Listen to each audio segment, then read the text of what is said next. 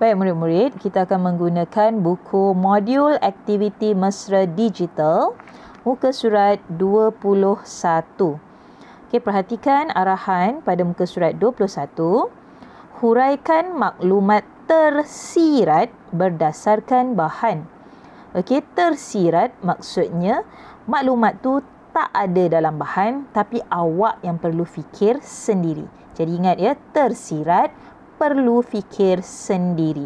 Tak ada dalam bahan. Baik, kita tengok dulu bahan apa yang diberikan dalam muka surat 21 ini. Azwa telah mendengar ceramah kesihatan yang diadakan oleh komuniti kampungnya. Okey, komuniti di sini maksudnya masyarakat. Maknanya orang-orang yang berada di kampungnya lah, masyarakat di kampungnya. Dia mendapat maklumat penting tentang terapi minda. Terapi minda ni adalah salah satu cara untuk menenangkan minda. Okey. Dia berharap agar dia dapat membina air terjun dan kolam ikan di kawasan rumahnya. Okey, jadi maksudnya di sini, okey, dia mendengar ceramah kesihatan. Okey, di komuniti kampungnya. Ya. Okey, masyarakat kampungnya lah yang bagi. Okey, jadi ceramah ini berkaitan dengan terapi minda. Okey, jadi salah satu caranya untuk menenangkan minda adalah yang dia dapat daripada ceramah tadi ialah membina air terjun dan kolam ikan. Maknanya bila ada air terjun dan kolam ikan, mungkin boleh dapat menenangkan mindanya. Okey, baik, kita perhatikan maklumat yang diberi dalam ni. Bunyi air yang mengalir perlahan ditafsir oleh otak sebagai bunyi yang tidak mengancam manusia. Okey, maksudnya tidak membahayakan manusia, tak menyebabkan manusia rasa tertekan dan sebagainya. Okey, jadi bila dengar bunyi air ni, air di air terjun dan kolam ikan ni, okey, apa kesannya? Otak akan jadi tenang. Okey, awak akan rasa tenang. Okay, kita tengok yang kedua. Merehatkan otak jika hendak tidur. Jadi bila dengar air, okey, tengok ikan-ikan, jadi dapat rehatkan otak yang hendak tidur. Jadi dapat tidur dengan apa? Bila otak awak dapat berehat, jadi awak dapat tidur dengan nyenyak. Bagus. Okey, dapat tidur dengan nyenyak. Okey. Tak ada sebarang gangguan sebab awak dah dengar bunyi yang kiranya menenangkan fikiran awak lah. Okey. Okey, cikgu besarkan sikit tulisan. Jadi awak dapat tidur dengan nyenyak sebab dengar bunyi air tadi. Okey, dapat tidur dengan nyenyak.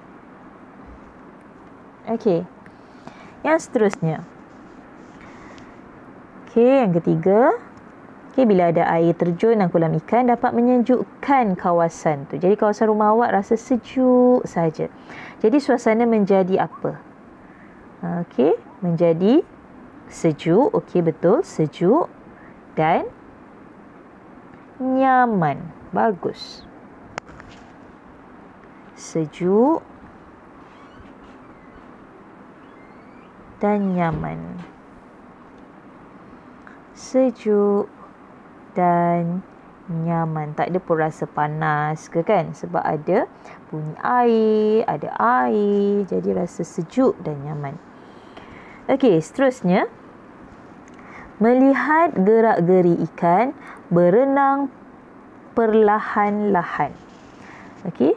Jadi bila awak tengok pergerakan ikan dalam kolam, berenang-renang bebas. Jadi kesannya kepada awak dapat menenangkan otak awak. Biasanya kita rasa bagaimana? Contohnya kalau kita pergi sekolah, kerja rumah banyak, ibu bapa pergi kerja banyak. Okay, bagaimana keadaan otak awak? Jadi otak awak rasa berkecamuk, berserabut. Jadi awak rasa stres. Jadi menenangkan otak yang stres lah kan. Okey, otak yang stres. Jadi dah rasa tenang bila tengok pergerakan ikan. Okey, menenangkan otak yang stres. Okey. Baik, jadi kita dah lengkapkan bahan yang dibagi. Okey, kita teruskan untuk yang berikutnya, bahagian bawah. Okey. Jadi kita perlu lengkapkan ini. Tadi sekadar maklumat sahaja. Jadi sekarang awak perlu lengkapkan perbualan ini dengan ayat yang lengkap. Okey, kita tengok satu persatu. Apakah kebaikan bunyi air yang mengalir perlahan kepada seseorang dan kepada orang yang sukar tidur? Bunyi air yang mengalir perlahan dapat menenangkan otak. Selain itu, kita dapat merehatkan minda supaya kita apa? Cuba kita tengok kat dalam ni. Okey, supaya kita, yang kedua ini ialah dapat tidur dengan nyenyak. Okey, jadi kita gunakan maklumat itu. Okey, dapat merehatkan minda supaya kita dapat tidur dengan nyenyak. Okey, supaya kita dapat tidur dengan nyenyak.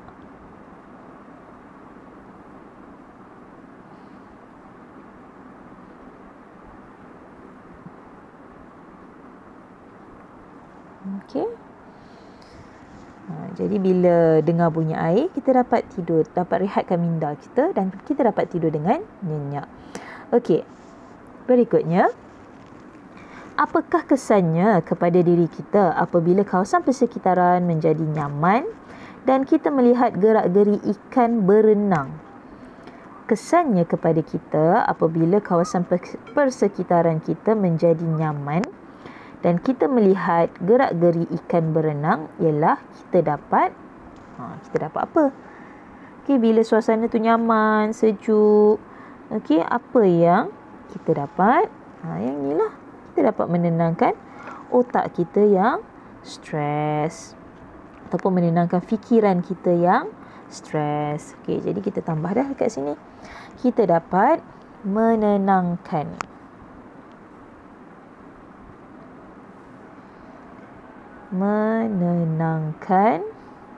fikiran.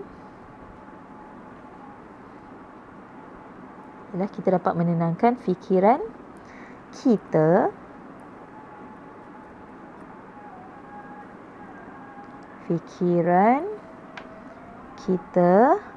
yang stres dan tertekan. Kalau nak tambahlah, dan tertekan. Okey. Jadi cikgu harap awak dapat lengkapkan muka surat 21 ini.